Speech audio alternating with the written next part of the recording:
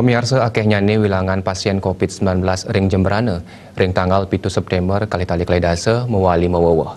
Antuin data saking gugus tugas COVID-19 Jemberana, akeh nyane pasien kena ring Rahina kantos wenten sia diri.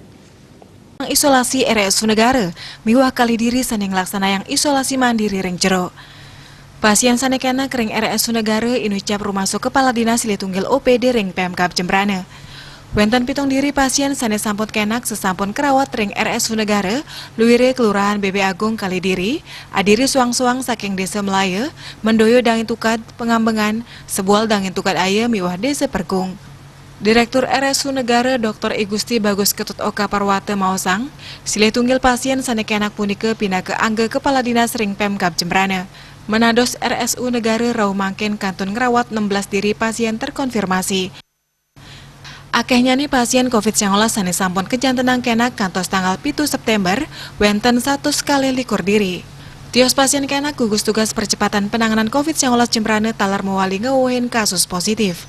Wenten 4 krame sane kejantenang positif saking hasil pemeriksaan tes swab. Menados wilangan kumulatif pasien terkonfirmasi ring Jemberana mawawah dados 107 kali diri. Jubir GTPP COVID-19 Jemberana Dr. Igusti Agung Putu Arisanta Maosang, 4 krame inucap saking Desa Yehsumbul, BB Agung miwah kali diri saking Tegal Badeng Barat. Bali Pos Nguningaya.